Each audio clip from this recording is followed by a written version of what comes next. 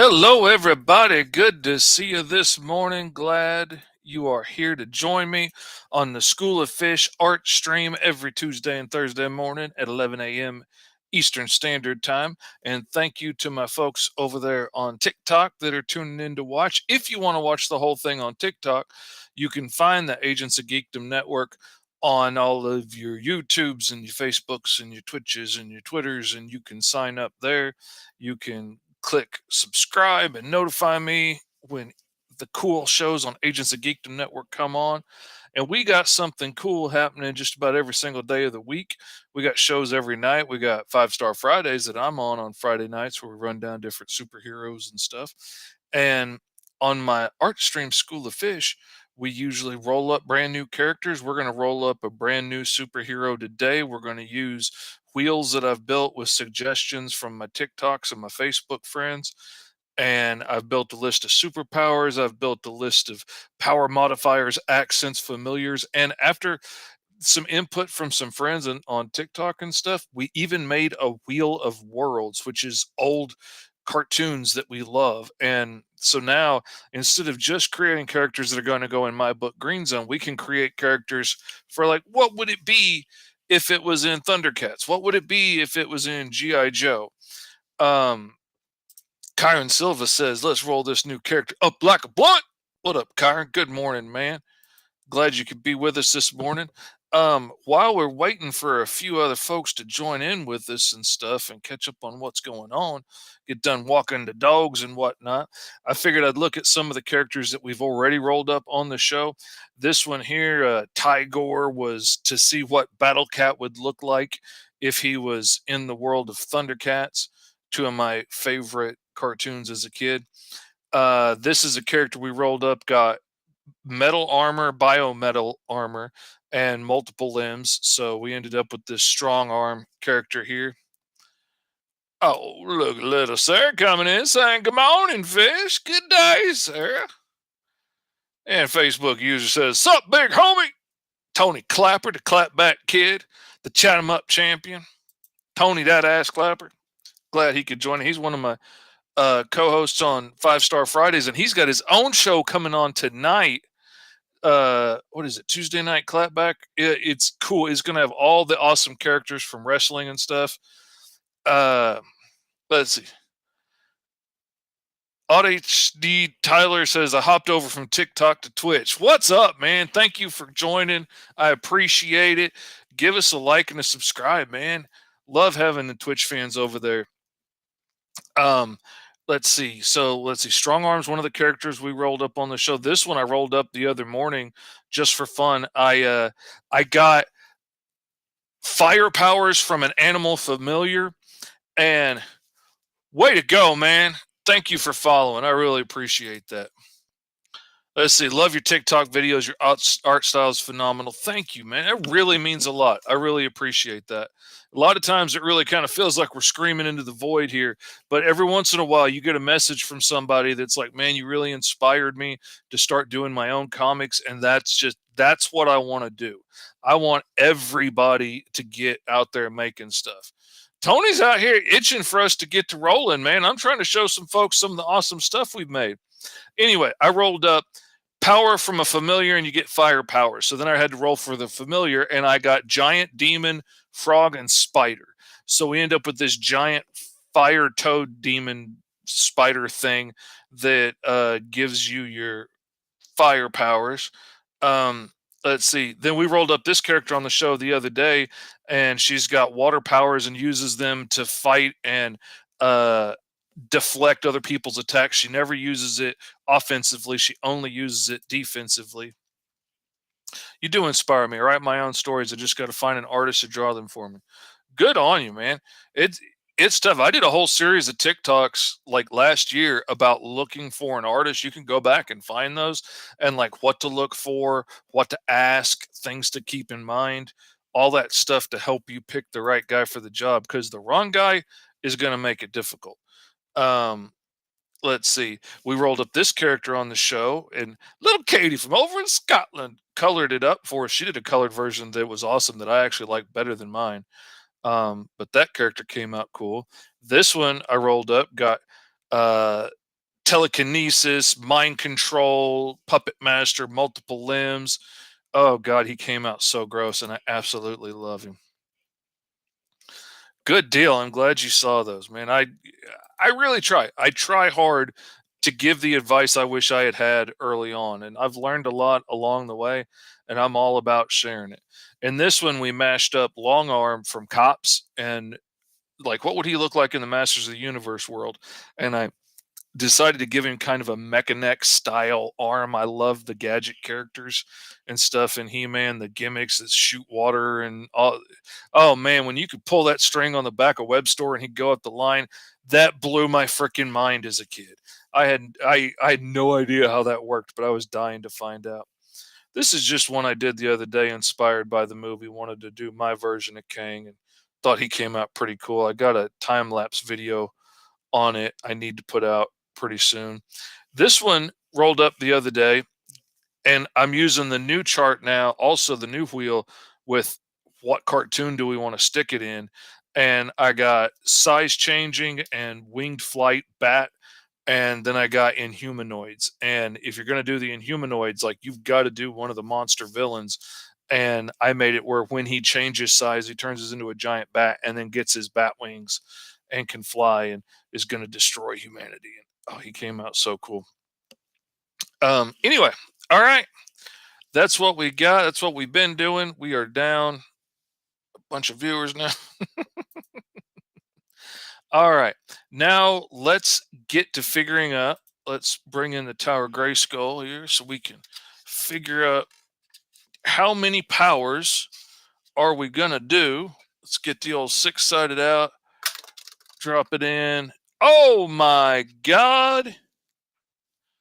Oh my God. We got a 6 for the first time ever.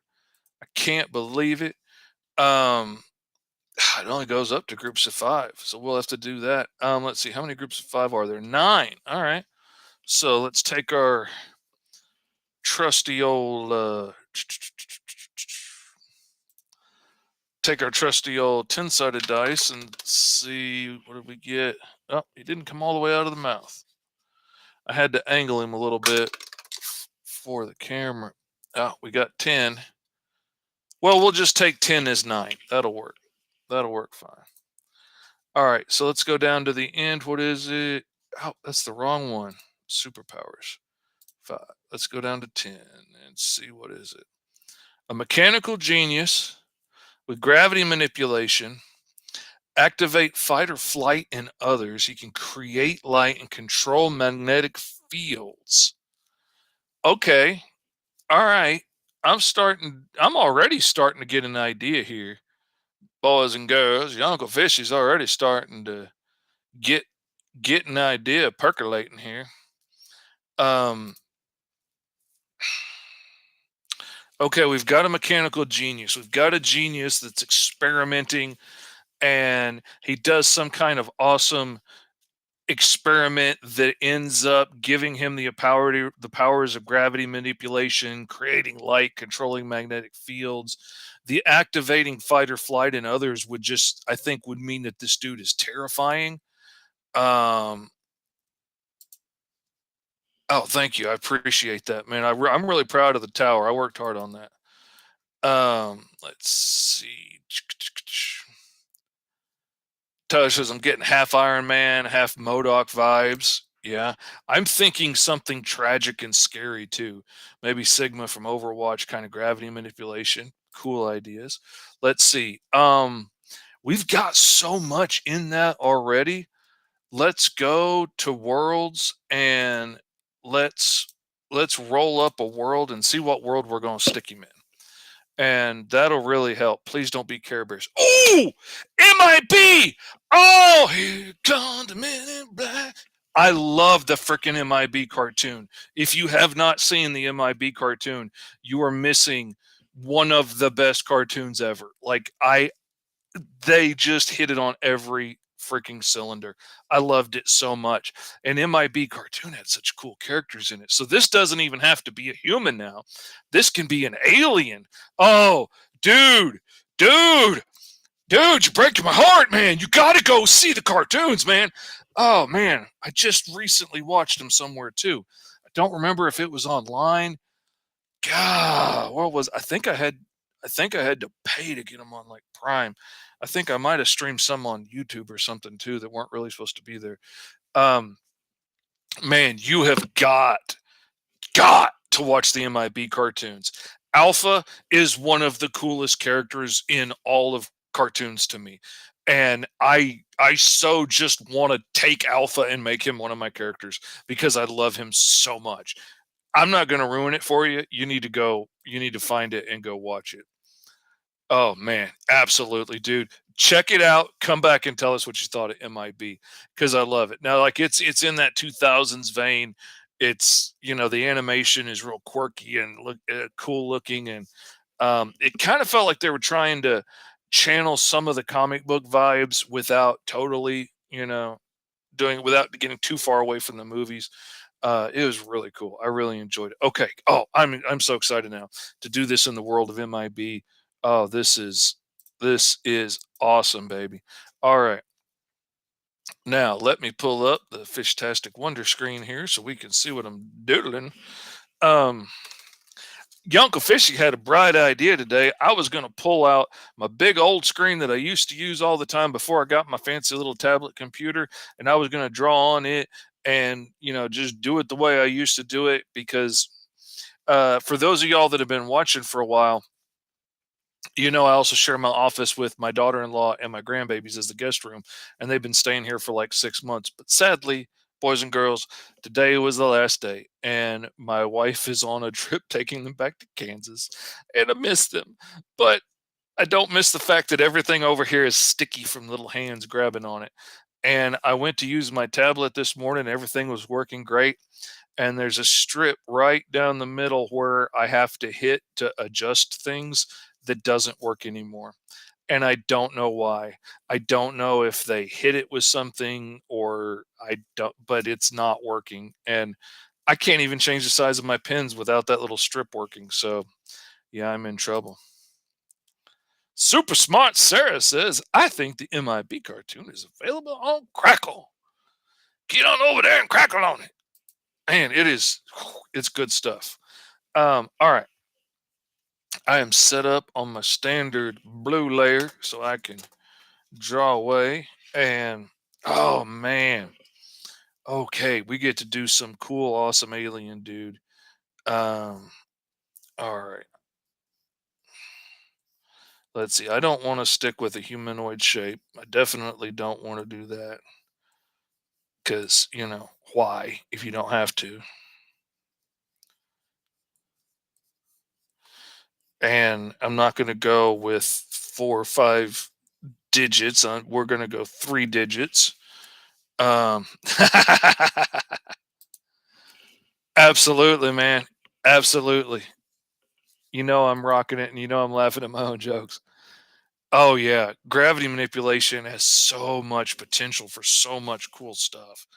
And I'm loving the idea of like him being a scientist with an experiment that's gone wrong and make him a tragic, terrifying kind of figure.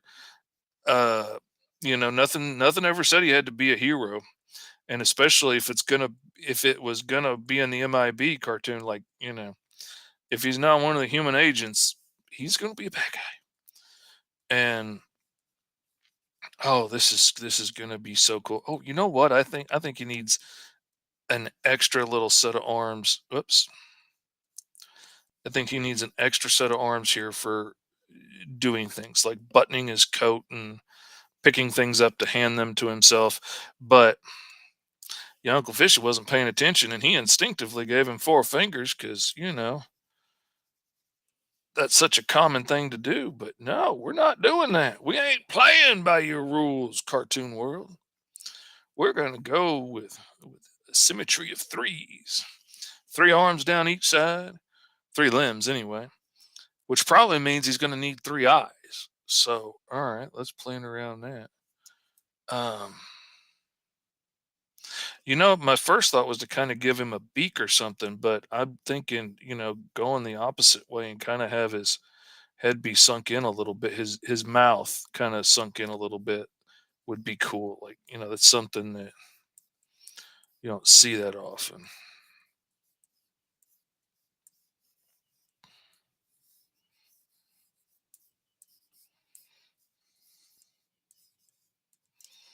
No, I don't want circular pupils. That's too human. Let's go wide rectangular pupils. Because for whatever reason that was a better adaptation in his world.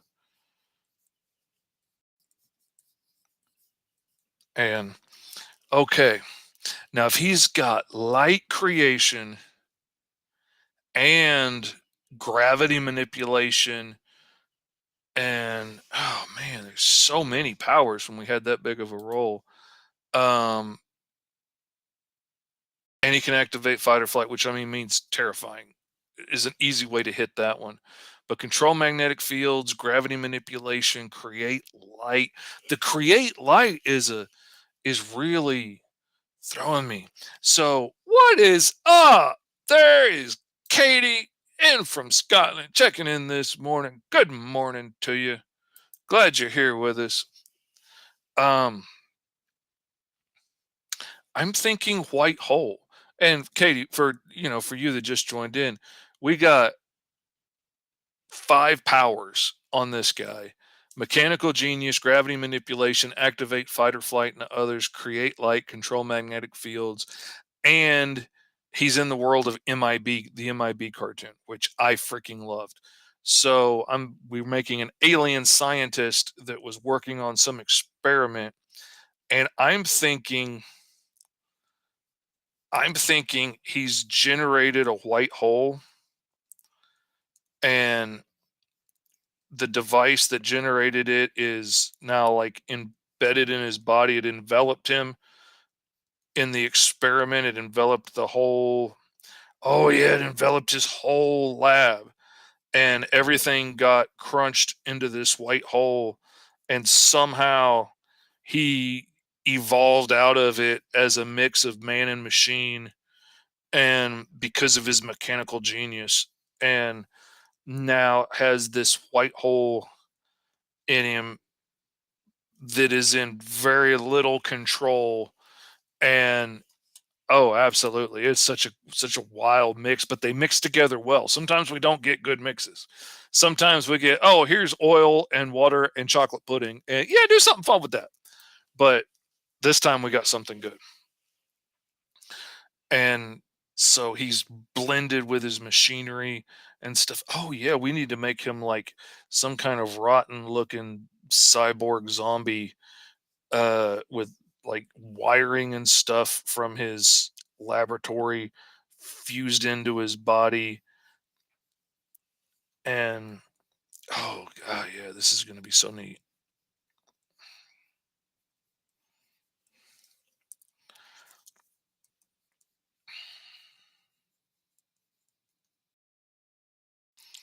Oh yeah, this is going to be awesome.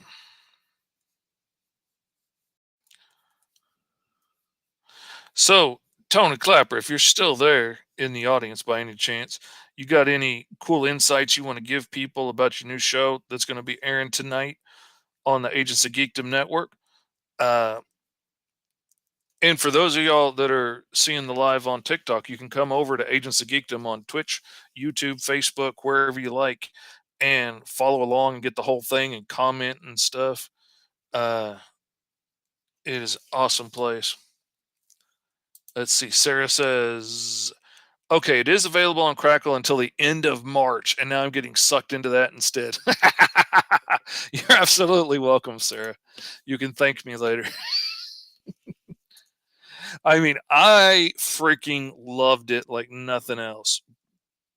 Your results may vary, your mileage might vary, but man, for me, it spurred my imagination so much. And like I said, Alpha is hands down one of my favorite characters ever.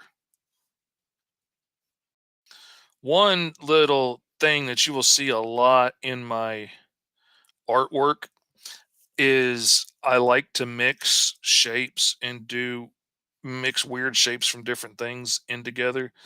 And I got in this habit of using like barnacle or sea sponge type tech. Katie says, I was late to the show today as I had to wait for the snow on the roads to melt before I went out to the job. I think we've hit a second winter. Bless your heart. Oh my. Like I was saying, I like to use shapes that don't really go together. And I got these like barnacle shapes in my head years ago. And sometimes I'll make them taller, like, a rounded sea sponge or something. And I'll cluster these dials and sensors and things up in these patterns like barnacles would do. And it's become such a cool look that I just love it. And I do it all the time now. Like when I want to simulate alien tech, it'll be crystals and barnacles and things like that that don't look square edged and, don't look Earth like. And I love it. Sarah says, I remember watching it when I was a kid and I think I liked it. So I have to watch it again and make sure. I absolutely loved it. And I was grown when it came out. Like, I was a grown up. I mean, it wasn't like 50, but I was definitely like my 20s. And I absolutely loved it. I didn't miss a single episode of it. So, if that tells you anything, like I loved He-Man as a kid. I cannot stand rewatching it now. It is God. Oh my God, He-Man is hard to take now as an adult, but it wasn't geared towards adults. My question is, and I'm gonna ask all my viewers here, does he need a lab coat? Would this scientist that created this experiment that sucked him into it and then spit him out later with a white hole in his chest, would he still have a lab coat on? And what does an alien lab coat look like? I'm kind of thinking that he needs one because I'm thinking it just makes him that much more complex looking and complicated. And I think at first it would seem very normal, but then it's going to have like almost a cape layer that comes off of it to make way for his other arms to come out. So it would be weirdly layered. Is what I think. And then oh yeah, and I'll put a flap at the top too. So like all of his arms are covered by like a flap cape layer instead of a sleeve. So he's got full range of movement of his arms. Exactly. Lab coats automatically make you think scientist, and definitely want him to read as a scientist. Debuted 1997. Oh my god, that was so long ago.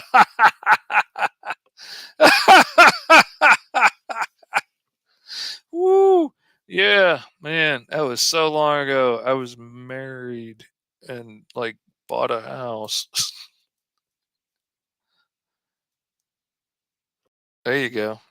There you go. Like Dr. Frankenstein. Which, if he's a scientist, he needs glasses, I think. But how does an alien with three eyes wear glasses? So I'm gonna make it a lens here that is mounted onto his head that can flip that lens down in front of his eye when he needs it. All right, I think that's pretty cool. I could keep playing around with it, but I think that's pretty neat. I'm digging that. So, all right, I'm gonna drop that down, and as always, I'm gonna flip it to start inking it because when I flip it, all of my mistakes pop up. And let me switch over to this one. Three eyes and no ears. How do you think he got here, Sarah? He was looking for things to create. He wasn't listening to nobody telling him he shouldn't be doing this. Durr. He's a male scientist. Of course, he doesn't have ears. Girls. Safety goggles. There you go. Actually, you know, that's actually, I could. Dang it, Katie. Sitting out here being smarter than me, making me look bad on my show in front of all my new friends, all my new Twitch friends that done come over and hung out. we're going to put an energy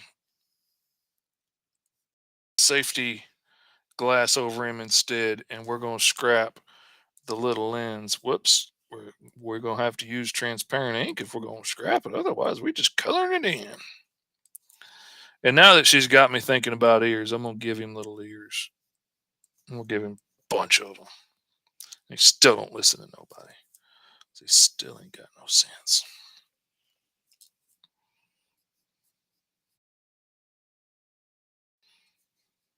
Even his tongue has fingers on it.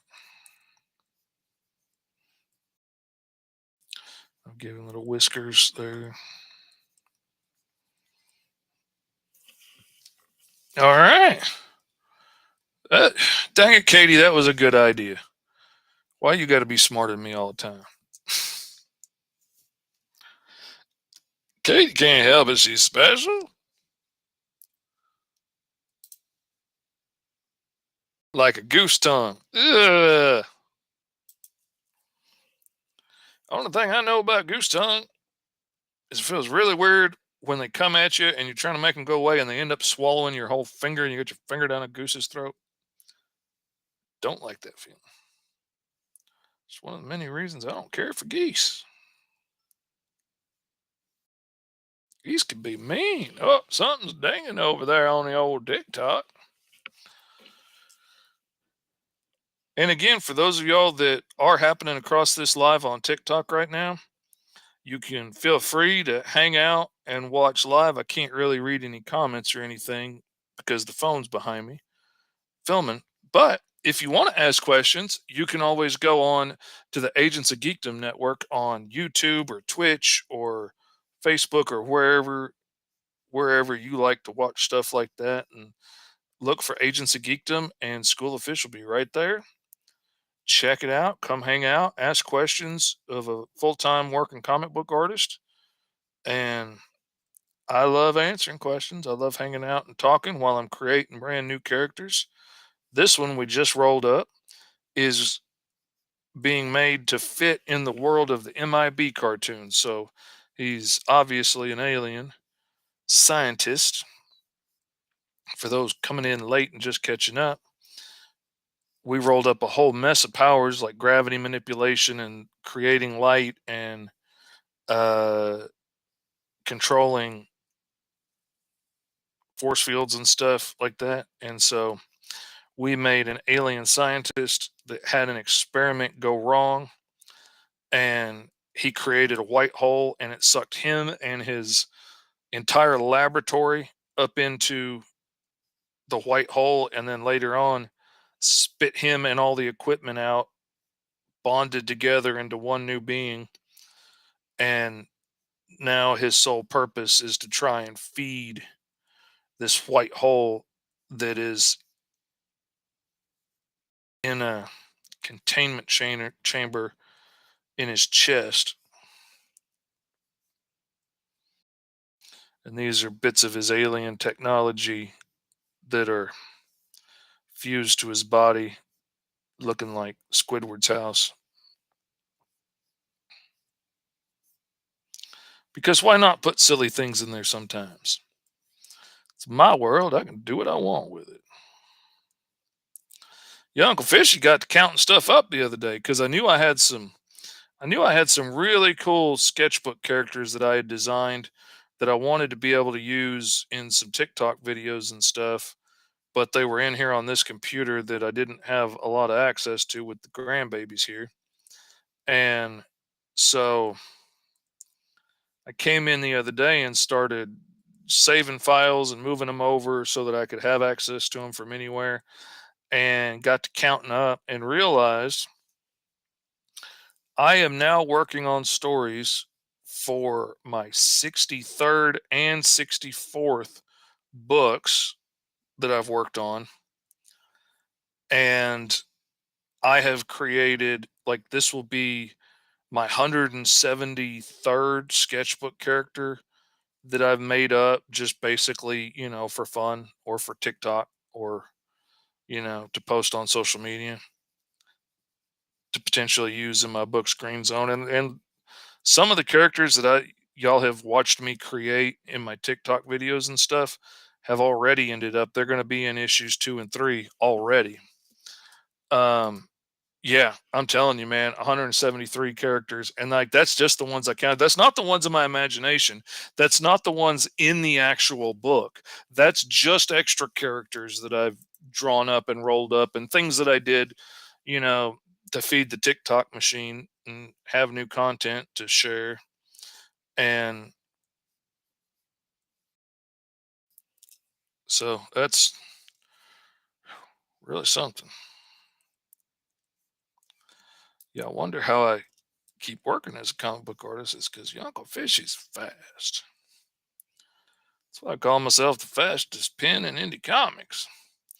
Because most of the people working in small press indie comics are like, oh, yeah, I can get up to 2 pages a week done if it's a good week. And I just kind of shake my head and think, man, I would starve at that rate. Not that I have anything against those people, man. I'm proud of you. If that's what you can get done in a week, that's awesome. Keep grinding it out, keep doing a good job. But like, I got to be able to knock out page after page after page per day, or I can't make enough money to live on because this isn't the best paying job in the world. Nobody's driving around in the Maseratis and the Lamborghinis because of the job drawing comic books. Not yet. Making movies off of comic books, of course. But not off of drawing them comics yet.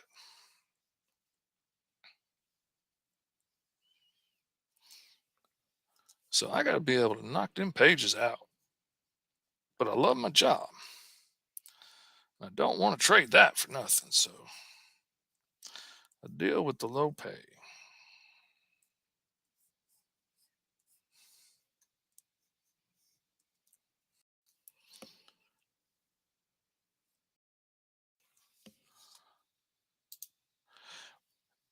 Katie says we need to see who's faster, you or D Fish.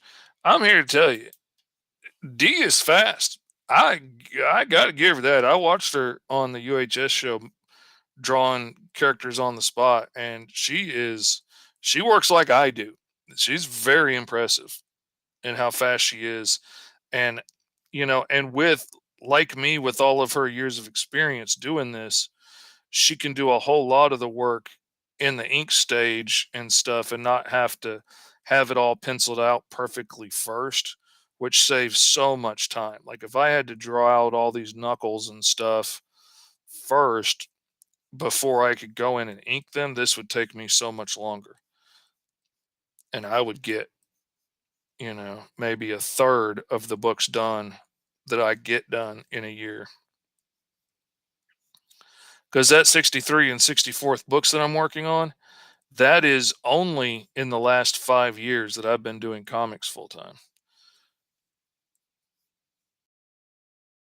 I've always wanted to do comics full time. It was always my dream job, but it took a long time for technology and stuff to catch up and make it so easy for people to be able to follow their dreams and make comics. And you no longer had to, get a business loan and, have 10 grand to be able to do a print run of 5,000 comics to even be able to afford to get comics at a price that you could afford to sell them at, and them not have to be $40 for a floppy.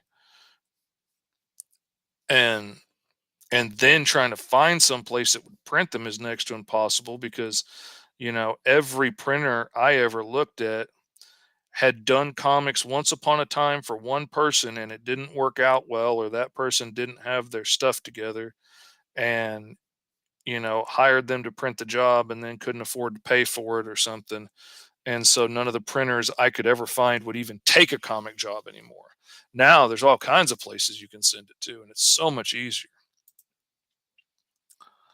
Can I ask you for advice when it comes to making comic books? Absolutely, man. That's what we're here for. I had somebody ask me, send me a message on TikTok the other day about how I go from the script to laying out pages and like what's my process for that. And I got to thinking about it, and I was like, that's not an easy answer. So I'm gonna do a whole series about that coming up soon on this show. So keep keep watching, keep following. I'll answer any question you got. Some of them might end up taking a while to answer because it's a bigger question, but yeah, man, absolutely. Ask away. Sarah says, I want to schedule you to do a draw off on the show. It'd be fun to give you both the same character info and see what you come up with. Oh, yeah, man, let's go on there with my charts and roll up something brand new and see what we come up with because then it could be wild. Then it could go in any number of directions. It's amazing how much faster you get at drawing after years of practice. Oh, yeah. And that's the thing that I cannot say enough to people, and people just don't listen. So let me tell you, nothing is going to be better training for doing comics than actually making comics. I have been a professional artist my entire life. It's how I've made my living since junior high, doing various different types of arts from signs to t-shirts to portraits to murals. I've always drawn every day as my job, at least one drawing a day for a t-shirt or a logo. Once I moved over to doing comics full time, my artwork increased exponentially and it was nuts. But I went from drawing one really good picture a day to drawing 4, 5, 6 pages a day of 4 to 10 panels per page of just faces and hands and feet and faces and buildings and three-point perspective. And I got so much better, so much faster once I started doing comics. There is no equal to the kind of training that it gave me. Like I thought I was as good as I was ever going to get. And now I look back at my old stuff and I'm like, damn. I mean, I was doing stuff at 40 that I look at now and I was like, man, I was just a kid as far as my art journey went. Once I started doing comics all the time, I sped up so much. I cannot encourage you enough. Make comics. Even if nobody else is going to read them, even if you're just making them for yourself to practice, start making comics and it will train you so well, so fast. Whoops, I turned it off.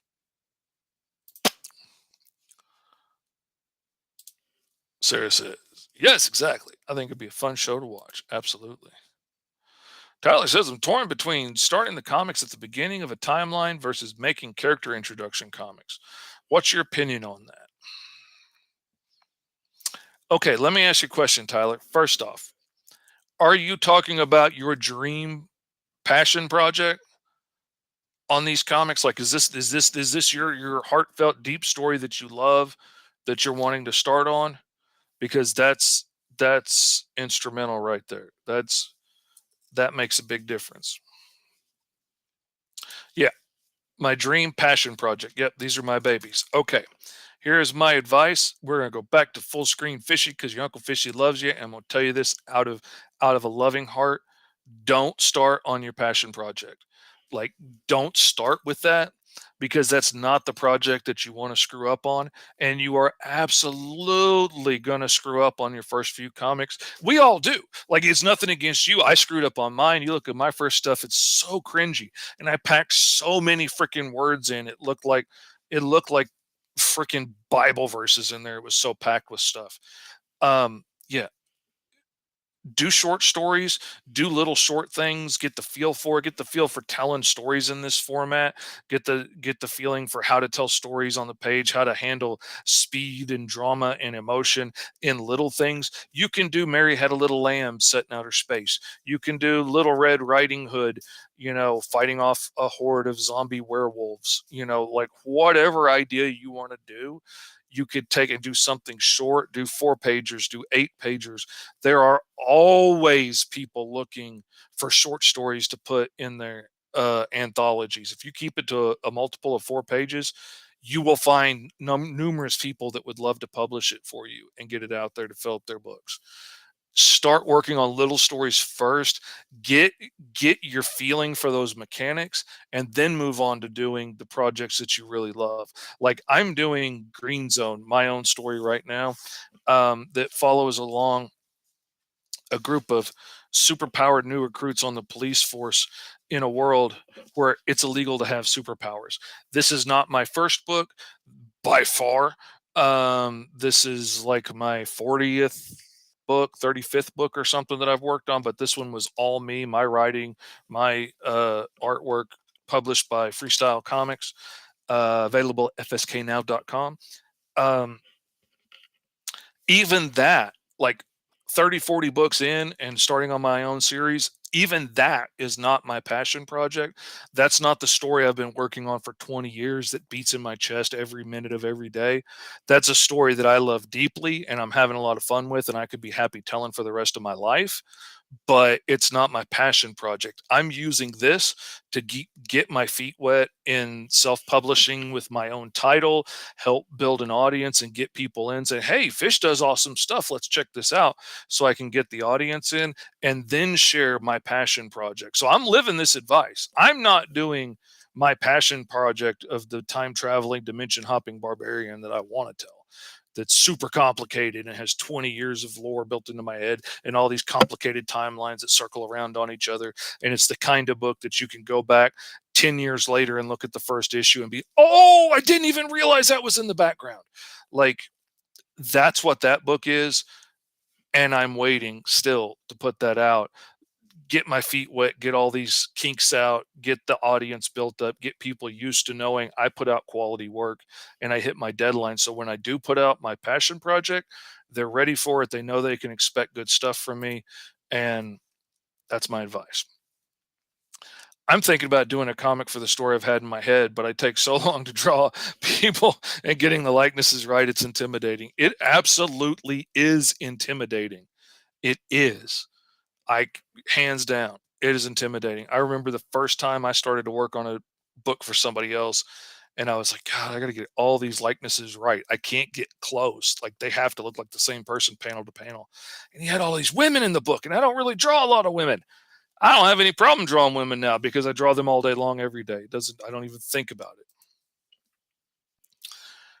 Good advice. I can't just hit the ground running. That's smart. And yeah, I'm telling you, man, I heard this from a whole lot of other people, and I was like, but I know what I'm doing. I have made so many mistakes over 60 books. Like this mistakes get smaller and smaller and harder to pinpoint, but I notice them. But every one of those mistakes that I've made that has gone out into published and people have it in their hands and that mistake's there forever. I will never forget those mistakes. And that's why they get smaller and smaller each time and and get better and better. So when I do come at my passion project, it's going to really shine. And I can't wait for that day. But even if I don't get there, I love the stories I'm working on. You can still do awesome stuff that you love. Just get your feet wet with other stuff first. That's not going to break your heart. You don't want to put your dream passion story out there and have it flop because you hired the wrong artist or you didn't know how to advertise it or you didn't have a following yet. And then your story dies and doesn't get anywhere. Make those mistakes with stories that aren't as important to you, stories you love, stories you do a good job on, but not your baby. Screw up with pancakes, not your baby. You can throw out the pancakes, then bring your baby out when you're ready and you know what you're doing. It's cool to hear though, Fish. Oh yeah, absolutely. How many comics I've drawn, how many projects you've got in mind, it's impressive. Oh dude, man, I could tell Green Zone stories for the rest of my life, no problem. Never repeat anything. I've got at least 10 or 15 years of ideas and notes made for stories for Green Zone.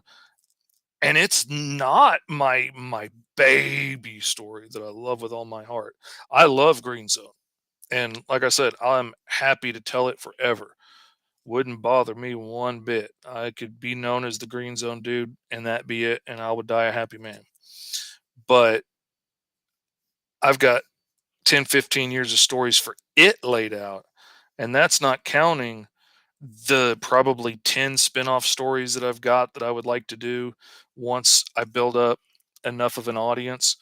Um, I've got regular series that I would like to do that follow, this book follows a bunch of police recruits to the force, new recruits, as they're trying to earn their citizenship in a world where it's illegal to have superpowers. But then I've got another idea for, following around a fire department and a special forces team and, see how different all of that is. And then I've got a story for following around like a D-list team of professional heroes that have gone pro and signed with the big organization that uh, controls and handles superheroes and sends them on missions and sends camera crews out with them so they can record it and make money off of it. Like, I want to follow like the D team around and see how hard it is for them. I love story and idea making. Oh yeah. I That's my favorite part. That I am a storyteller. Like, that's why I'm doing comics and not, you know, doing logos where I can make so much more money so much faster. Um, God, I cleaned up on logos, but I'm a storyteller and I just don't get to exercise those muscles the same way doing that. I can make cool images and I can make people's businesses successful and whatnot, but I can't tell stories of drama and heartbreak. And I'm here to tell you, every time I send new pages to my editor, she just sends me back these messages of weeping, like, "Why are you being so mean to poor Virgil?" One of the main characters in the book.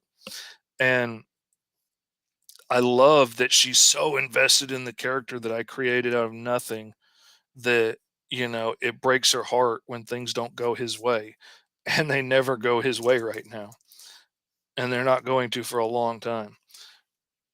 Because, he's grown up hard and some people grow up hard and some people have a hard road and not everybody gets easy happy endings, and that's part of what I want to show in my book, that sometimes things are just going to suck and they're going to be stacked against you.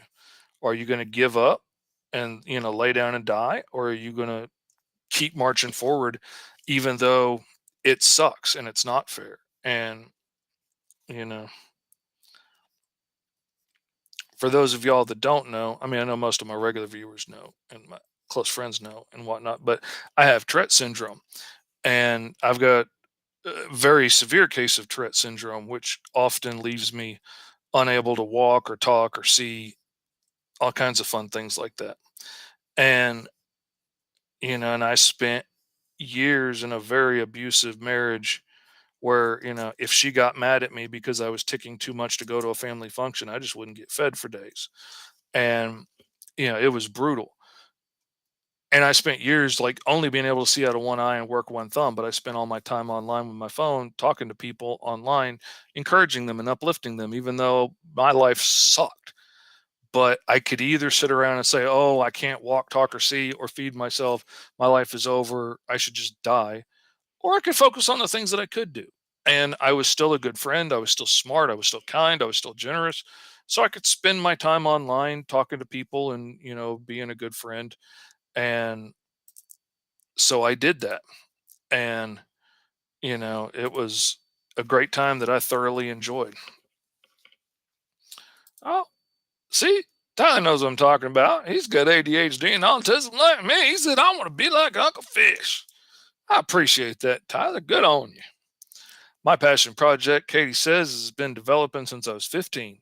Medieval fantasy setting. I don't know how well it would do as a comic. Hey, maybe it would be better suited as a novel with really beautiful illustrations. I happen to know a girl that does really amazing dragon drawings. I'll hook you up with her. I'll get your name. Somewhere over across the pond. I don't know. I can't remember.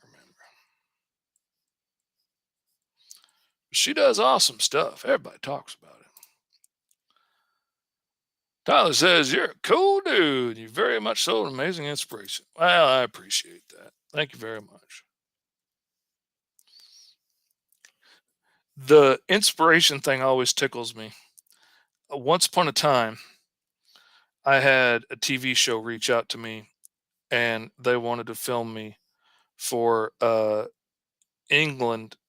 The BBC has this show, Employable Me, or yeah, I think it's Employable Me or The Employables. I can't remember which. They changed it here and I can't remember which one they did. Um, Katie's written a few scenes. I have to let you read them. Okay, cool. Anyway, the BBC has this show, Employable Me, and they take people with different disabilities, usually autism and Tourette's, because Tourette's is easy to see. You can see me ticking on TV. And they wanted to follow me around as they try and help me find a job. And so they came over, they sent a film crew over and they followed us around and all this stuff. And, we jumped through all these hoops for them and did all these things. And they, took me grocery shopping so everybody at the grocery store could stare at me. And then they, dragged me out to go check the mail. And they made me go back and forth to the mailbox like 7, 8, 9 times in the Arkansas heat. Now, mind you, this is somebody who at the time often couldn't hardly walk at all and couldn't get around with a wheelchair a lot of the time. So they got me walking back and forth to the mailbox like 9 or 10 times in the summer heat. I very nearly passed out from it. And the whole time they're telling me what an inspiration I am. I'm like, seriously? I'm an inspiration for checking the mailbox, but checking the mailbox wouldn't be hard. It was the going back 9 times in the heat. We live in the country. The mailbox isn't just like out at the door. And I was like, you made me do this. Then they filmed me having a tick fit afterwards and edit that into the show later. And I'm like, man, that was unfair. Exactly. That's what it was. Uh, and the part that really bugged me was after everything they tried, I didn't get a job. And that's okay to me because not everybody does. And, you know, just as it's important for me to share with people, how I succeed and the things that I do right and the things that help me, it's also important to me to share that it's okay when you fail and it's okay when things don't go the way you want. And I was kind of excited of being the first guy that didn't get a job. And then I found out that wasn't going to be the case when the show aired. When the show aired, they edited together what one of the guys I interviewed with said to make it sound like he offered me a job. And then they cut to scenes of me and my family laughing with the crew after filming one day, and we were cracking jokes and, making fun of how bad, one of the producers' fart smelled and whatnot. We were just cracking up, having a good time. So they took that film of us laughing and joking and having a big time and edited that together after this guy's chopped up audio seems to have just offered me a job. And now I'm this victorious, happy story about, how I got a job just like anybody can if they work hard enough and try hard enough. And like, that's not what happened. And that ticked me off. That's when I started speaking out and they got really mad at me really quick. I wasn't super mad. I was just trying to clarify, but they got really mad when I was messing with their story. And the thing that really sucks, the thing that really pisses me off about it in the long run is they made up their story. Um, absolutely. They made up their story before they ever got there of what they were going to tell. But in going through the things that we went through and then making me jump through all these hoops and people that they introduced me to and stuff, in a roundabout way, they are directly responsible for my job in comics now. And I went to my first Comic Con with my very first comic that I had kickstarted myself and printed and everything because directly related to stuff they did. I asked them to come down and film it, and they're like, no, they weren't going to come down because they'd already decided what they were going to show, and that didn't fit the narrative they'd made up. And so, even though we filmed after that, by this point, I was already starting to get some piecemeal work in comics. They didn't want to put any of that in the show because that didn't get me a job. I went to business for myself. That didn't make them happy. No, they didn't really care. They wanted to tell a happy story to make able-bodied people feel better. Like, oh, look at that. See, they could pull themselves up from their bootstraps. Not all of us even have bootstraps. And not to mention, it's such a ridiculous thing. Like it makes me mad that it went from being a story about an illustration of how ridiculous an idea was to now being the standard for how people think we're supposed to behave, and we should be able to do this. And it drives me nuts.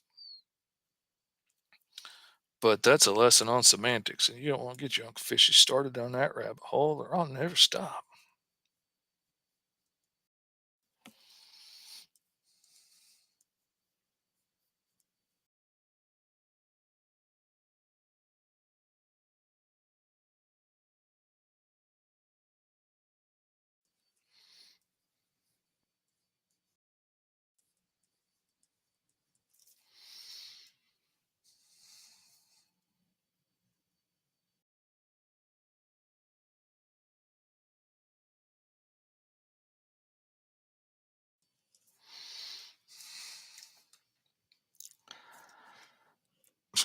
Excuse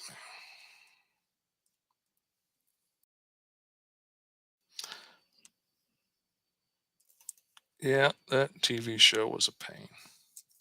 It was an experience, but it was a pain. And the having absolutely no control over the story they were going to tell is something that I'm never going to sign up for again. Absolutely, love being imaginative and creative too. That's where this is. That's Sarah's on her apple cart now. She's mad. She's on her soapbox. The bootstraps bullshit really chaps my ass, she says. She ain't pulling back. That's not even what the saying means, and I want to slap people when they insinuate I'm not trying hard enough. Tell them, Sarah. Give them hell. Currently, though, I work at a hospital delivering food to patients, but I hate being that social. Oh my God, I feel that. And like, that's the thing. Like, I have been masking for so long that I don't even remember what I would be like without it. I have learned so long ago to keep up this, hey, it's your Uncle Fish, how you doing? Yada yada yada, waka waka waka kind of personality that I don't even know what I would be without that now. Like, when it does slip, everybody thinks I'm super pissed at them. And I'm not. I'm just not actively putting on that facade anymore because I'm tired or my mind's occupied with something else.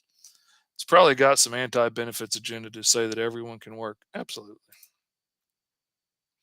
Literally, I hate masking, but it's all I can do to function in public. Absolutely. I feel you.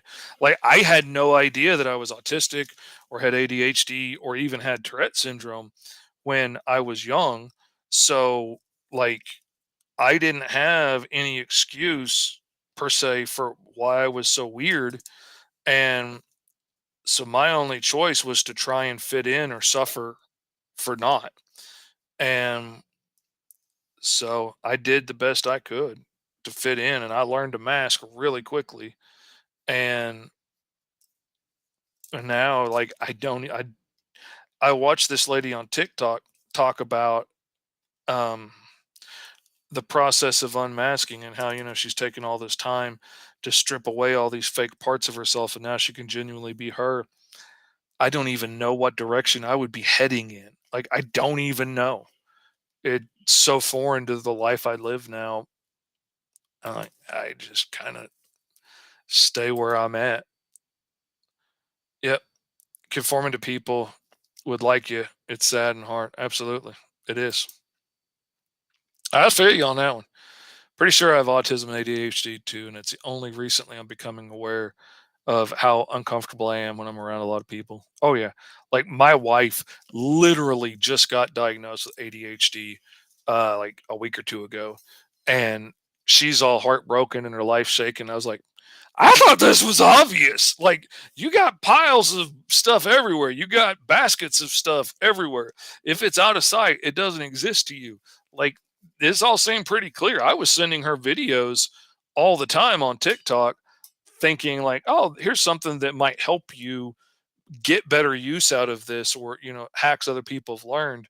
And then eventually it ended up showing her she had I thought she knew. She didn't. Do you support self-diagnosis? I do. I mean, within reason, like, there's a whole lot of people out there that want to be like, "Oh, I am so OCD because, like I've always got to put the cap back on the toothpaste. And like that is not what OCD is. OCD is a very different thing. I have OCD. Everybody's OCD is different. Every OCD can manifest in a lot of different ways. It doesn't mean that you like to keep things clean. It doesn't mean that you're organized. You can be a chaotic mess and have OCD. Like I'm obsessive compulsive about putting things back where I got them. And if I don't, I freak out and it's going to get lost forever and we're never going to see it again. I my OCD and my tics and my compulsions all act together to keep me from being able to lie. And when I told my new wife this when we were dating, she thought that was really funny. She's like, "Oh, how cute. He can't lie." She doesn't find it quite so funny anymore. It's not quite as endearing as she thought it was going to be in the beginning because that doesn't help when it's Christmas time and she wants to buy somebody a present and I'm, struggling to not tell them what we got them because I feel like I'm lying to our kids by not saying, "Oh, mom got you a laptop. Mom got you a new phone." I have to wait to buy her presents till the last second, or I have to buy them so early that I hope I forget about them completely just to get past the feeling like a liar. And, it's tough. It's cost me some business relationships and stuff when people are like, "What do you think about this?" And like, I've learned how to be selective without breaking the made up OCD rules of lying. But like, if you straight out ask me, do I think this is cool or does it suck? And I think it sucks, I'm gonna hurt your feelings. So like, don't ask me things you don't want to know. Really big deal. Um, but also like when it comes to autism and things, the rules have changed so much in our generations. Like in my lifetime, when I was a kid, only the nonverbal kids that were in diapers were autistic. Nobody else was autistic. That was it. And now autism is a much broader, wider ranging spectrum, and they see it in more things. And it's not just he's weird. It's not just he's not paying attention. It's not just, you know, he's stupid. They really, it's autism, and it has tendrils that go out in all kinds of different directions and affects different people differently. And so a lot of us, like Katie was saying, like a lot of us find out much later in life that, oh, wait a minute, everything I've been struggling with my whole life is part of what that spectrum is. The fact that I could never look people in the eyes is part of what autism is. The, freaking out because I couldn't stand the idea of this thing touching me or it not being the way I wanted, or freaking out because plans changed, even if they changed for the better, and I got something I really wanted instead of something I didn't want, I would still freak out because it changed. I had already gotten used to the idea that I had to go eat at a restaurant that I don't like. And I've already picked out what I was going to eat. And I've already gotten used to the fact that I got to choke down this crap at this bad restaurant. And now you're taking me to my favorite restaurant. And I don't even want my food at my favorite restaurant because I've programmed my brain to deal with the fact that I was going to have to eat crap at this restaurant. And now you changed it. I don't handle change well. Um, so yeah, like, I self-diagnosed. I started taking the tests and stuff online. I was like, oh God, this is absolutely 100% me. And, but it was also eye-opening and I learned more about it. And I know most of the autism community welcomes self-diagnosis with autism because it was a different world when we were kids. When I was a kid growing up, I was undiagnosed with Tourette's as well. Now, if you get Tourette's, almost always get an autism diagnosis along with it. But when I was a kid, it was a mental disorder from bad parenting. If you abused your kid, he was going to have Tourette's. And if he has Tourette's, you abused him, period. And then they find out it's a neurological disorder that you're born with. It has to do with the neurotransmitters in the brain and all this stuff. And it's a whole different world now than it was when I was a kid. But, I wasn't diagnosed. And also, my tics were weirder as a kid. I wasn't barking like a dog or screaming out obscenities or really obvious tics. I was doing lots of subtle things like rubbing my nose and wiping my mouth and tugging on my clothes and, sniffing and stuttering and things that were just normal kid stuff that didn't jump out. I am so far behind in the comments now. Katie says, I've been on the waiting list to get tested for over 4 years for ADHD, but looking back on my childhood, I've always been different. So I'm self diagnosed, but I've done the research. Absolutely. Um, I hate that it's taken you so long over there. I've had friends with Tourette's over there. I've had a hard time getting diagnosed too. Uh, so I was diagnosed with ADHD as a kid. And as I've been growing up, adulting, I'm 25 now. There's just a lot I noticed that wasn't remotely ADHD related. Done countless research in the process of getting doctor official diagnosis. So yeah, absolutely. Um, like I didn't bother trying to get an official diagnosis. What is up, Jay man? Glad you could stop in for a second and say, hey, I know you're working. Uh oh yeah, some professionals can't diagnose this stuff properly, especially if it's autism in women. Um, absolutely. I saw a review for one autism diagnosis place that had said the professional didn't think the guy had autism because he was polite and held the chair out for his mother. I mean, these are things that you learn to do and get drilled into you, and oh, it's so ridiculous. Like I was going to see a neurologist for years and years for this mystery illness that I had that we couldn't figure out that I had had since childhood, and everybody kept telling me I was just faking it for attention. And I go see this neurologist for years. He's the smartest neurologist in town. Just ask him, he'll tell you.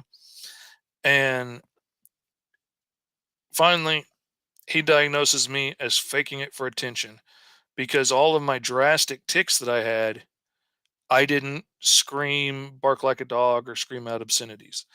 And all he really knew about Tourette syndrome was what a paragraph he read in med school, 20 years ago. And so that's what Tourette's was to him. It was the swearing disease, even though that's not what Tourette's is. It can be a part of it, but that's like saying, oh, cancer. Yeah, my mom had that. That's a disease where your hair falls out.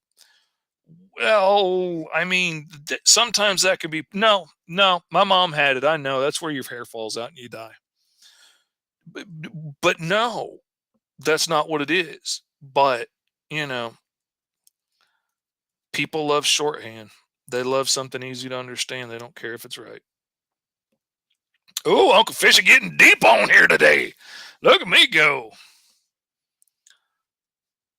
Michael Watson stopping in to say, what's up? Busiest man in indie comics out there publishing all them freestyle comics. Had time to come in as a little old fishy, draw crazy old alien, and talk about Tourette's and autism and ADHD. Sarah says didn't get an ADHD diagnosis until I was 30 because I read a comedy article on Cracked and saw myself in it, so I went to the doctor. Absolutely. Absolutely. Yeah, that's if the weatherman hadn't come out and said that he had Tourette syndrome and had a guy on the news the night before that literally looked exactly like me, I still wouldn't be diagnosed. Thank you, Mike. I appreciate both of those sentiments. Yeah, if it wasn't for the weatherman coming out as admitting that he had Tourette's, and he had a doctor on the night before with Tourette's that explained more about what Tourette's really was and that it wasn't a swearing disease and blah blah blah. And everybody at church called me up. It's like, hey, you got to watch this. You got Tourette's. I was like, no, I don't. I don't cuss or bark like a dog. That's not what it is. This guy tells you just go online and watch it. So I went online. I'll be danged. The guy did look exactly like me. All big old fat dude with a beard just a thrashing around in his chair. And man, it was something to see. And he explained, and he kind of explained it sort of the way that I explain it to people now. And when I'm going to be around new people for a while, I if I've only got a short second, I'll say I have Tourette syndrome. If I make faces at you, it's nothing personal. If I yell at something stupid, I'm sorry. Um, but if I'm gonna be around them for a minute at church or something, or we got a chance to talk, I never start with Tourette's. I always start with I have a neurological disorder, and it's basically like your brain's a computer and the insulation on the wiring in my brain is thin, so it gets a lot of short circuits, and things that would have been subconscious thoughts might jump and cross lines and come out your mouth, or sometimes just random signals will fire off and you'll yell out random stuff that doesn't have anything to do with anything. Or I'll make faces and stuff, and it's not personal. It's just, just a misfire. Don't worry about it. I'm fine. I'm not hurting. Um, I'm gonna be okay. And once they know that I'm okay and they don't need to call a doctor because of this weird stuff, they calm down a lot. And now they're curious about, oh, what's this amazing new interesting disease I just heard about that I can brag to all my friends that I just found out about. And I know a guy that has this wild thing. And now they're listening and they're paying attention. And I can be like, well, it's called Tourette syndrome. And now their mind's blown. Wait a minute. I thought Tourette's was this, but you're telling me that it's all of this and it could be any of this. That's wild. I didn't know that. If I walk into a room and say, hey, I have Tourette's, everybody shuts down. It's like, oh, he cusses. That's it. I know what to expect. I saw Deuce Bigelow. I know what Tourette's is. And that's not an accurate interpretation. Absolutely, man. I've spent my whole life, like I said, for a long time there, for the better part of 15 years, I was in a wheelchair. Most days couldn't walk, talk, or see. Some days I still can't. Not nearly as bad as it used to be, but it still happens.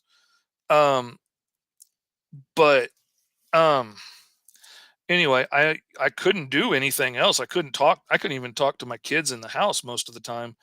I joke my kids are fluent in grunt because they've grown up with me having a hard time speaking. So when I'm like, they know what I'm asking for and know how to guess at, what my needs might be at the time. But anyway, oh God, man, I had a point I was going to and I got lost in the weeds. I know you're surprised that your Uncle Fishy could get lost in the weeds. Oh, yeah. Anyway, while I couldn't really communicate with anybody else, I could, if I had one thumb working and one eye that would open, I could go online and be a Tourette's advocate. And I could, counsel people whose kids just got diagnosed and they're afraid their kid's whole life is over. I'm like, no, your kid's going to be fine. They might have to figure out some new ways to do a few things. And, they're going to have to figure out how to manage their ticks and stuff. But, they're going to be awesome. They're going to be great at sports. They're going to be a great musician. They're going to be creative. They could be an actor or a teacher or a scientist or a wrestler or, an actor or a freaking world champion uh, soccer goalie. Like there's any number of things that we do amazingly well and are successful at. And so many of us out there in the world doing it. And they're like, "Oh, this is so amazing. I just wish my kid could be like you." And then I would have people get on and complain about, "Oh, I was blinking so much today. Oh, I can't stand it. Everybody was looking at me in the office because I was sniffing and, you know, oh, I just hate my life. I hate my Tourette's. I wish I was dead." I'm like, "Whoa, no, no, no, no, baby. No, hold on. Take it back in. You've got a job, you've got friends, you've got a place to go to work, you can drive to work, you can do all these amazing things. And you need to be grateful and focused on what you got. You don't understand. You don't have Tourette's as bad as me." I was like, baby, I ain't been able to see for 3 days. I haven't ate in 2 days. I'm taking a bath in a week because I'm stuck in this freaking wheelchair and my wife won't help me, my ex wife. And I was like, dude, I know what suffering is. Trust me. Like, I'm not trying to make it a who's better than who game here, but like I know what suffering is. I'm in agony every minute of every day. It's just part of what it is for me. My nervous system hates me. That's okay. I'm also an awesome artist. I'm also super creative. I'm a good friend. I'm loyal and hardworking. Like there, I've got a lot of other awesome traits. And I focus on those good things that I have and my amazing kids and my family and my friends and my beautiful new wife and all this wonderful blessings. And I get to make a living drawing comic books. How freaking cool is that? Sometimes it's hard. Sometimes money's tough, tight, but I get to make my living drawing muscle men beating each other up in their underwear. That is freaking ridiculous. And it's awesome. I spend my whole day doing laser sounds in my chair and, spitting all over myself. Ah! It's so much freaking fun. I love my life, you know. So what if, I can't see this day, or, maybe I can't get out of my chair after dinner, and, I can't help with the laundry and stuff the way that I want to because, I can't get my legs to work right today. But, you know, I can sit there in my chair and keep working. So that's part of the reason sometimes that I'll work all the way to bedtime, because like I can't really be any use tonight doing anything else because my legs aren't working right, or my arms aren't working great, or I can't see that great, or my balance is shot. But I can sit in this chair, I can spend time with my family while we watch TV, and I can keep working and make money to pay the mortgage to put a roof over everybody's head. So I do that. And I focus on the blessing of being able to do that, and not the hardship of, oh, I can't, I couldn't stand in the kitchen long enough to cook dinner tonight. Well, that sucks. I wish I could have, but I can't. I'm not going to beat myself up over it, because there's not much I can do about it. And beating myself up is only going to stress me out more and make my ticks worse. And that's just going to make life harder on everybody. That ain't going to help nobody. So I focus on what I can do.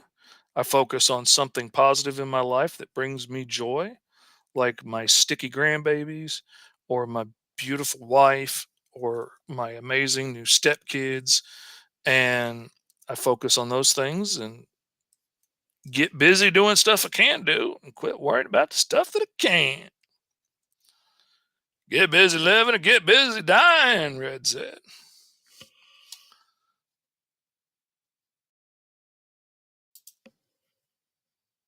You get a lot of people like that on the visual snow syndrome forums.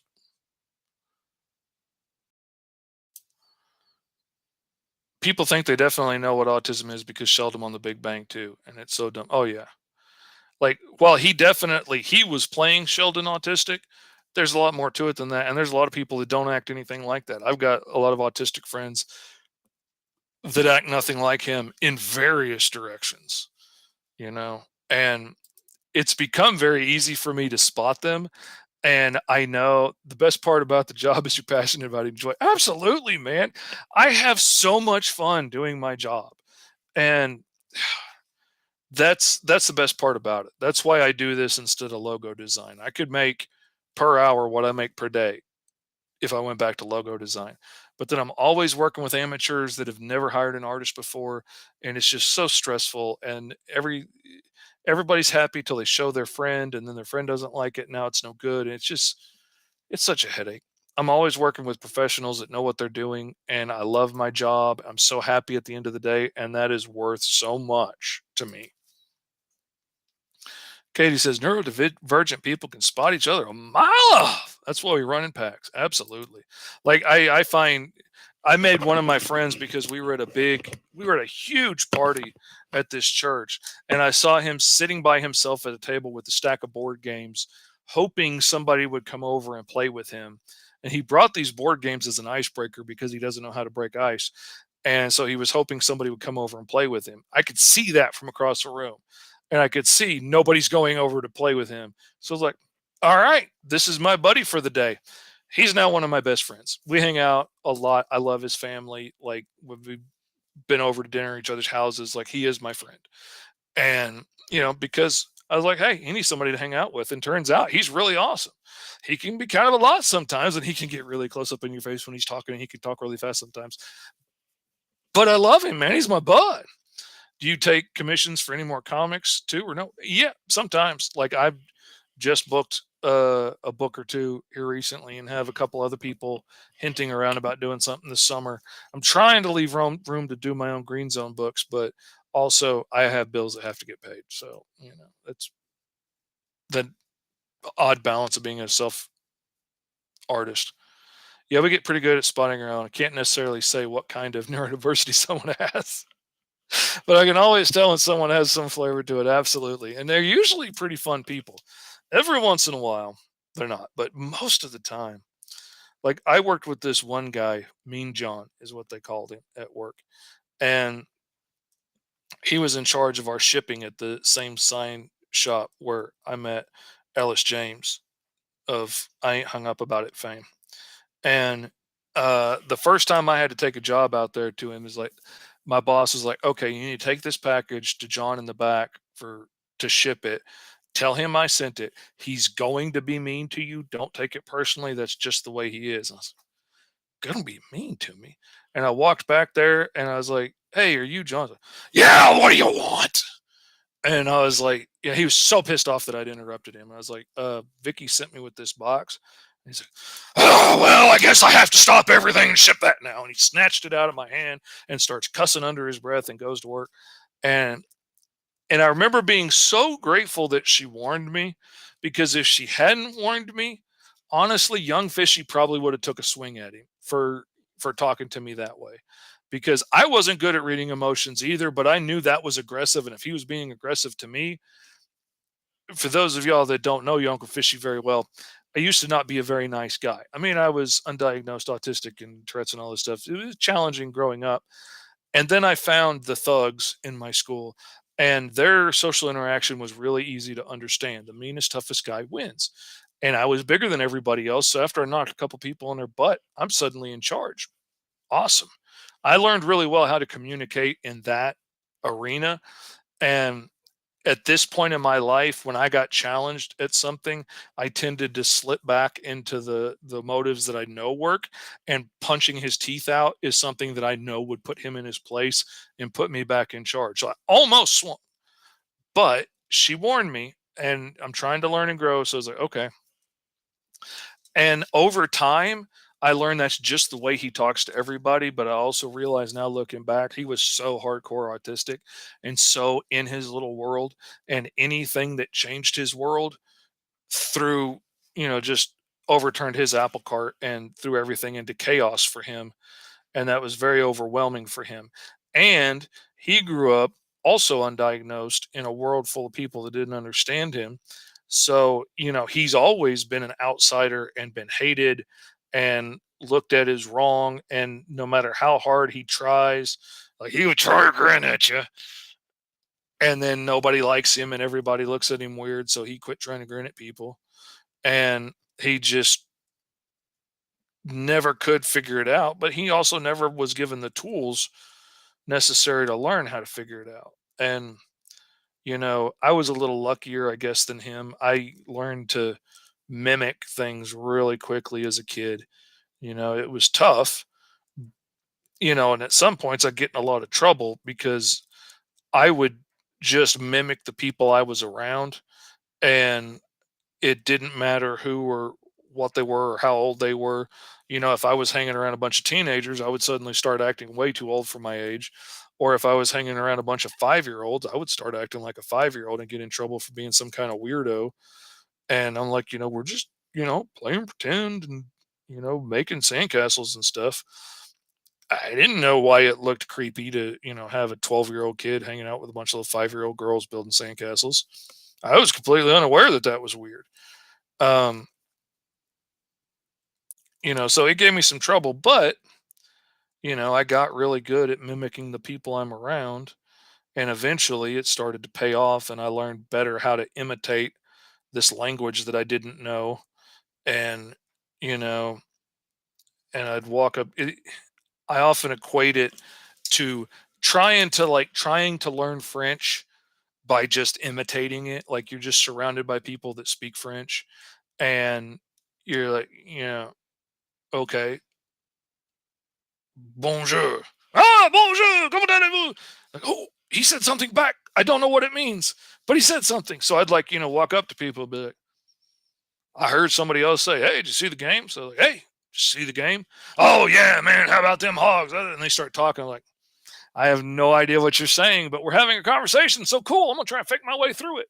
And I got better and better and better at that, and learned how to imitate more things from more people. And the next thing you know is, hey, it's your Uncle Fish. I'm glad to see you. Glad you could be here. And it became who I am now. Um, let's see, comments. Someday in the future, Fish, I promise you, I want to hire you to help me with a bunch of projects. That'd be awesome, man. Absolutely. I was aggressive in school because I was just constantly in a state of being overwhelmed. Yes, ma'am.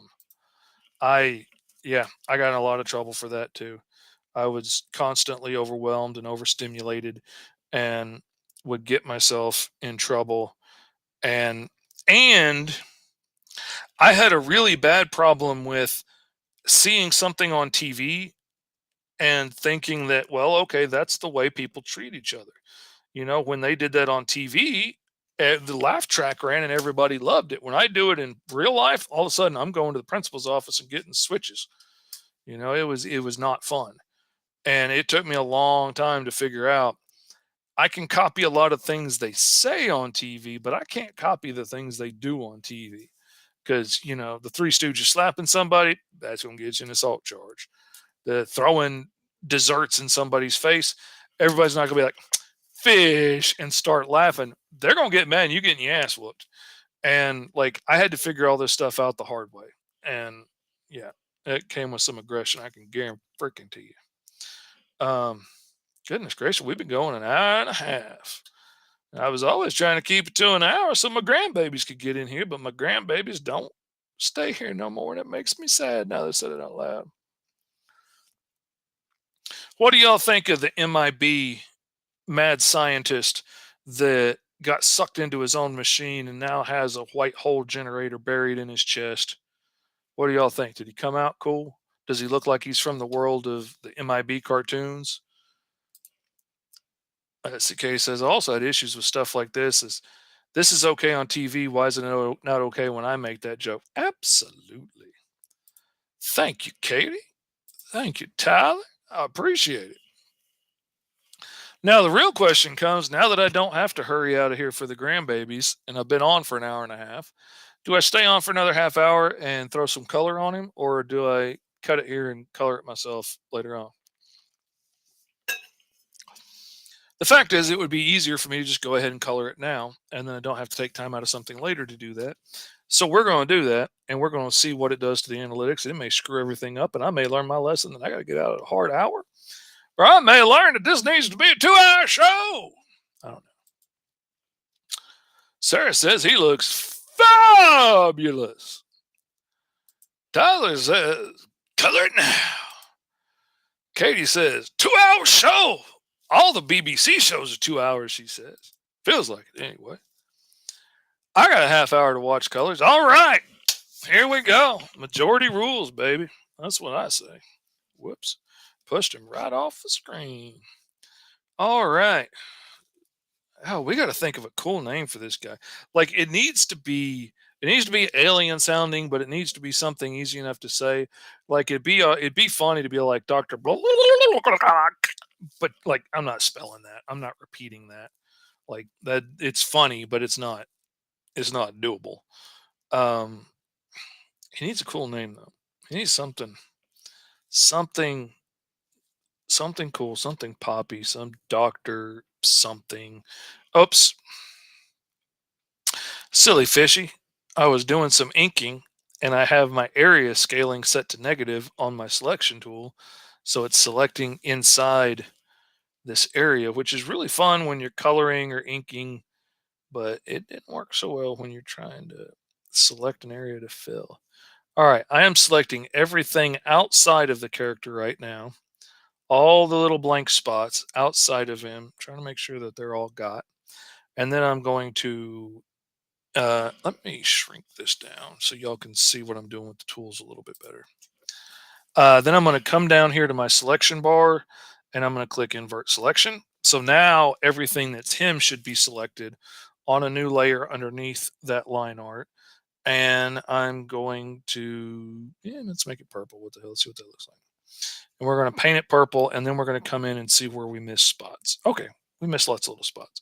So I'm going to deselect it. And then I'm going to use my paint bucket tool with my line art set as my reference layer so that it's going to think about those lines above it when I'm filling this in on the layer below it, and go through and try and make sure we get everything filled in.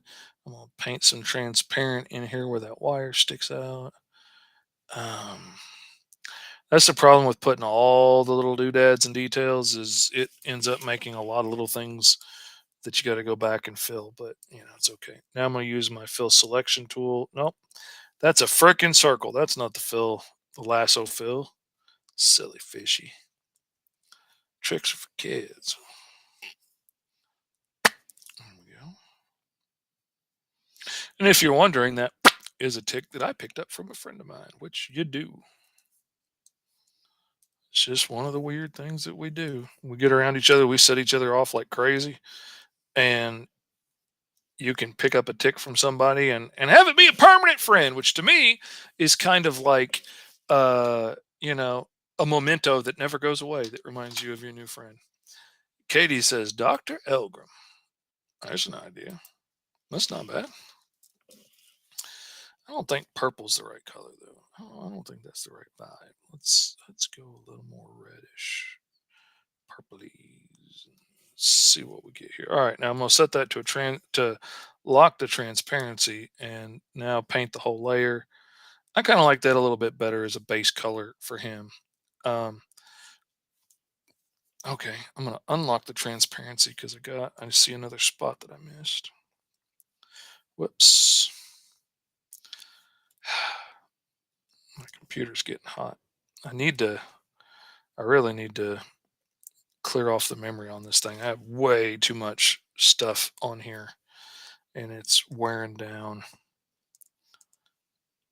my computer having so much on it. I have so many of these files on here that still have the time lapse saved to them in Clip Studio, and those make for some really big files. And that's a problem. I need to take care of that, and I haven't done it.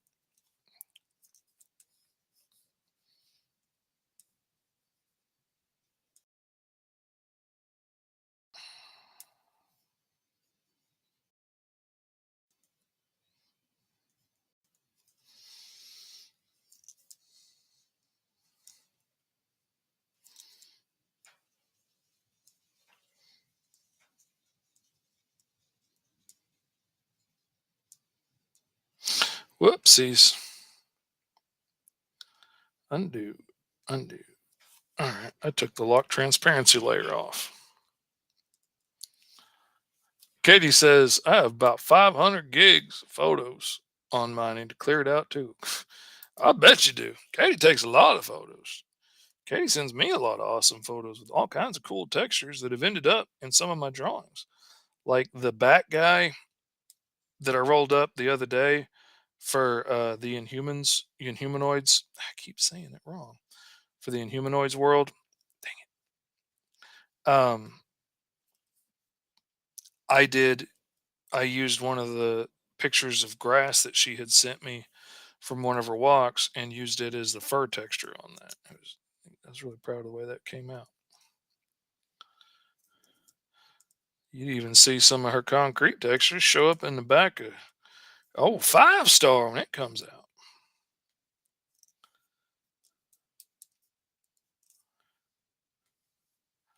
Pay attention to the back half of the book, 5 star. You'll see some of Katie's textures on the wall back there.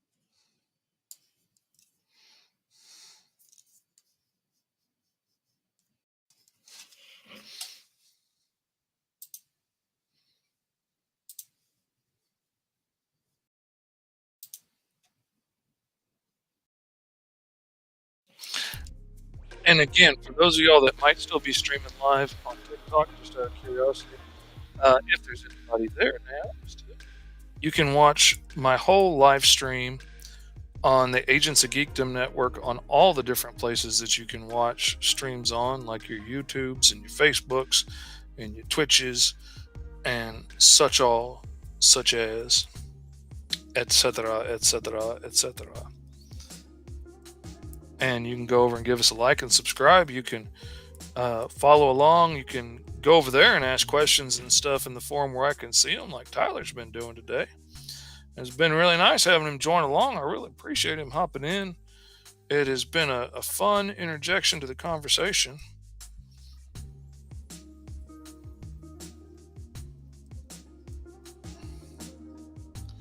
Not that Katie and Sarah and Fee aren't the loveliest of people to carry on a conversation with, but it's nice to have some new faces in, saying howdy and asking some new questions.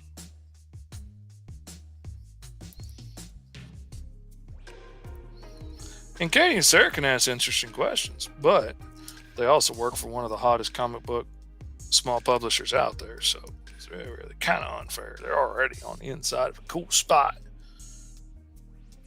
They're down with all the hip stuff.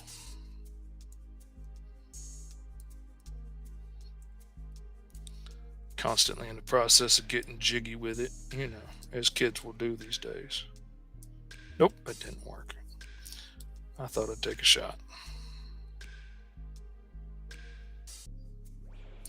As I told myself before, I sent a message to this hot, cute young thing on the Facebook dating app that is now my wife. You miss 100% of shots you don't take. So what the hell? That is now my life's motto, baby. You miss 100% of the shots you don't take. So get out there and take a shot. Worst thing they can do is say no. Don't hurt near as bad as you think it does.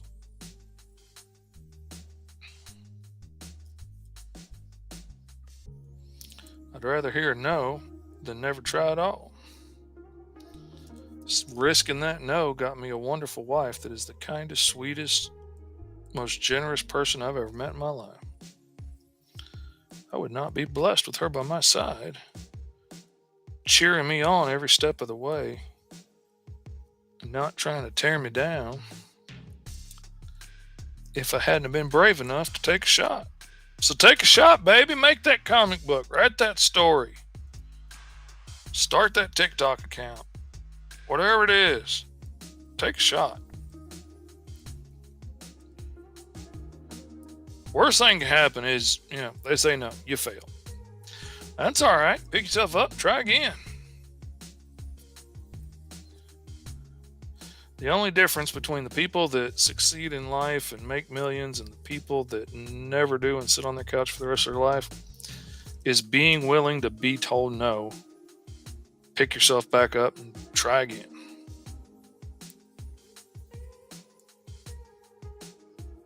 Sometimes there's things like family money involved as well, but that's the biggest part. That's the biggest difference right there, is just being willing to try it, being willing to be wrong. Okay. Like I took a risk on doing my own comic books instead of just sticking to do other people's books, because I'm here to tell you, this time of year last year, come December of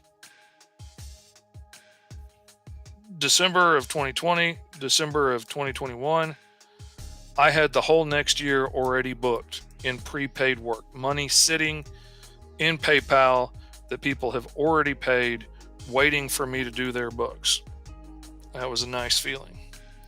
Now I am sitting there with $97 in PayPal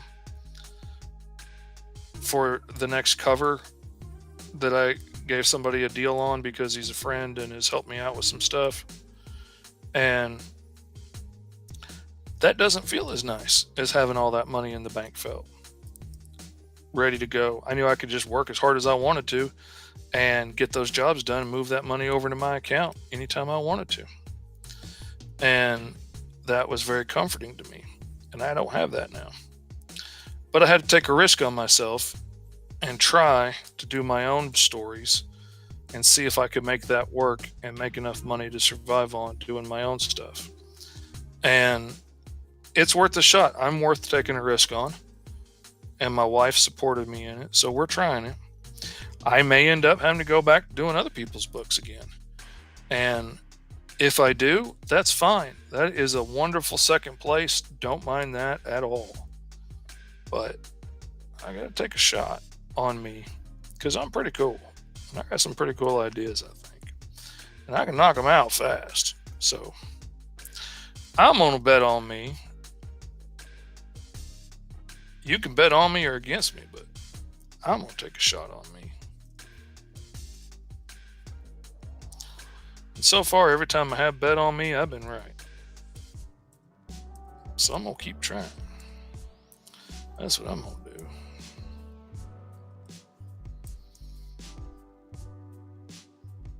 And maybe Green Zone fails. Maybe people don't like Green Zone as much as I like Green Zone. And if they don't, that's okay.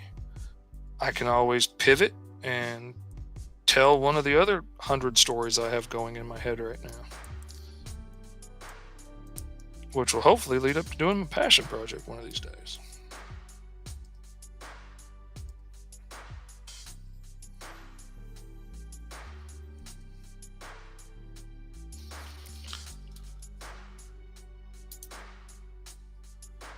Happy Farm says, watching you draw brings back so many memories. Well, thank you, Happy Farms.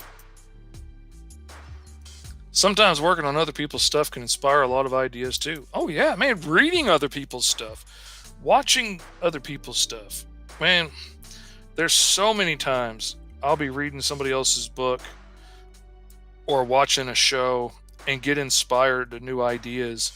And no, I'm not like, oh, you did Batman. Okay, I'm going to do my version of Batman. And I'm going to call him the Flying Squirrel Man. No, I'm not doing that. I could watch a show and get 2 points about it. Like, okay, this lady is a pilot of this high-tech ship.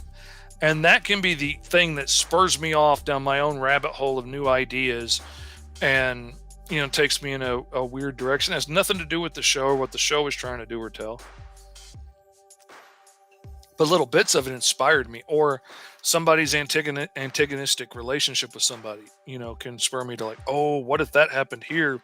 And what if, instead of a brother and sister, it was, Sasquatch and a zombie? All kinds of weird things.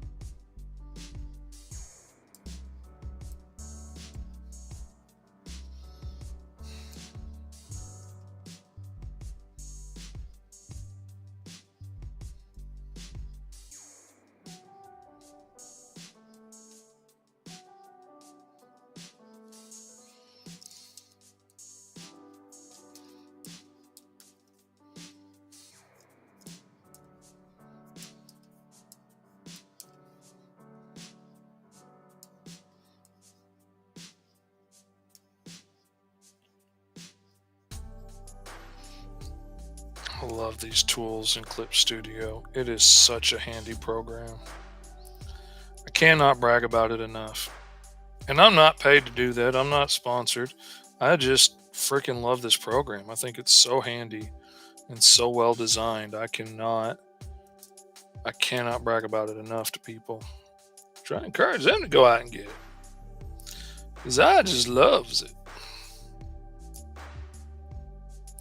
That's not what I wanted to do.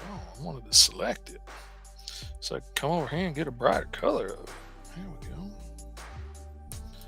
And then we'll select it again, get a little bit darker. See, that's almost the same. Not quite. All right, and then we'll take that color and we'll go a little darker.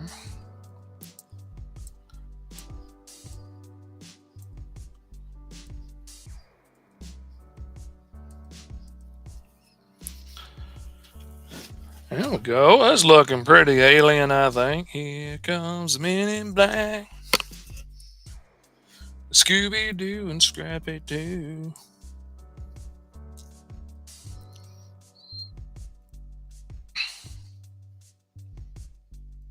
I am digging him, man. I could definitely see MIB having to go take him on in the cartoon.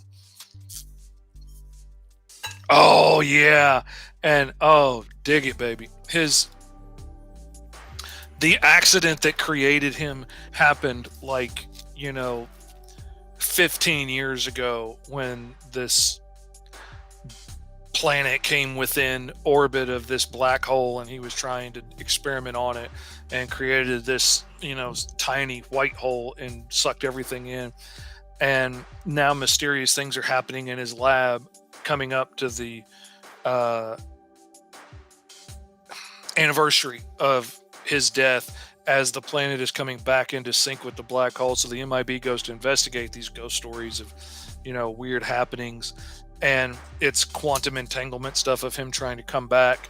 And then when it gets back in sync and back in place, boom, he comes ripping out of it, bonded with all of the equipment and machinery and stuff that he went in with, and comes out as this new being. I'm digging that idea. I am loving it. I am absolutely loving it. Oh, Happy Farms. Happy Farms. You got to change the name to Sad Farms because you didn't know MIB had a cartoon. 1997, Sarah said. It's on Crackle, I think she said. Oh, you got to go watch it because it's only on Crackle for like March. And then it's gone again. So I'm fixing to go dig that up and find it and watch it because I absolutely loved it. I was grown when it happened. He's a 9.0 on Jay's weird shit-o-meter. That's the kind of meter I dig right there. Them's the kind of girls I dig. Man. All right. I'm loving him. I think that came out really well. I don't really have enough time to do highlights and shadows. And, I am a disabled artist living with many neurodivergent issues and much pain. And this office chair is killing my butt. So, yeah, I'm going to have to get off here after Little Sarah from up north asks her question. Little Sarah writes to us and says, "We're waiting, Sarah. Does his lab coat have a hole in the back?" No, absolutely. Absolutely. Or does it? That would be really cool if you could see absolutely through it one way and from the back it's just lab coat. That would be neat. That would be cool. That would be cooler. I don't know. Hole all the way through him is pretty neat. I don't know. Sarah's asking the tough questions out here. Sarah's trying to make me think this early in the morning. I don't know why she'd do that to Uncle Fishy. I never done nothing to her. I never just came along and kicked a sack of puppies or nothing. Why is she being mean to me? Oh. Fishy in a brook. What are we doing here, Fishy? Like a bunch of amateurs, you can't have a bunch of unpainted cables on your alien, dude. Now you done went and messed it all up. There ain't no way to fix it now that you messed it up, Fishy. It's all over. Everybody's going to hate you now. They're going to see what a fraud you are, Fishy. Oh, my. What are we going to do? We're going to fix it. Nobody's going to know none the wiser. That's what we're going to do. And look at all these tentacles that we missed. Fishy, I'm embarrassed. I'm embarrassed to call you my Uncle Fishy. That's what I say.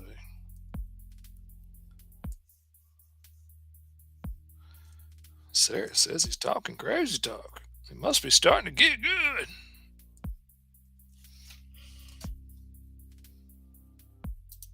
Yeah, that really would be an amazing coat.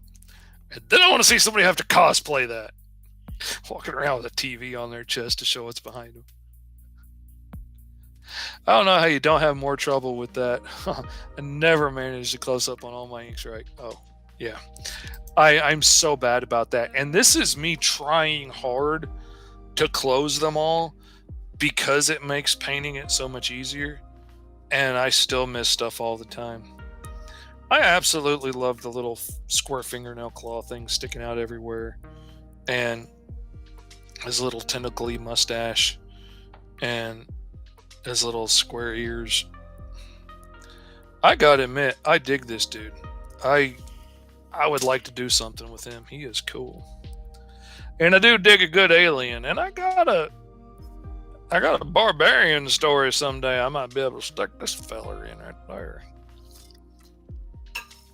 Tell you what, that's what there right there. We'll stick him in the old barbarian story. They gonna tell you what, man. They gonna walk on. They gonna hold a hack and slash. They gonna look in different universe. They gonna bang. Here come in. They gonna white hole, man. They gonna tell you what, man. They gonna spooky. Yeah. All right. We're creeping up on 2 hours, and I'm getting to the coffee grounds in the bottom of my iced coffee. And little Sarah says, "Have you ever seen the movie Death Becomes Her?" Oh, absolutely. I saw a cosplayer do that, and it was crazy but weirdly simple for her. We could totally do this cosplay like that. Okay, now we're going to have to chat about that next time we're behind the scenes on backstage on UHS or something. You're going to have to tell me how she did that. But for now, I got to get off of here and get myself out of this chair because Young Fishy's butt hurts. But know that your Uncle Fishy loves you. I'm proud of you. Get out there and keep working on your projects. Bring your dreams to life. You can do it. It's okay. Your first books are going to suck. Your second books are going to suck a little less. And someday you're going to look back at it. You're going to be proud of the great work you did and how far you've come. And you're not going to get there if you don't get started. So get started making comics. I love you. I will see y'all. What day is today? Oh, I'll see y'all Thursday at 11 a.m. Eastern Standard Time on the Agents of Geekdom Network, baby. Your Uncle Fish loves you. See ya.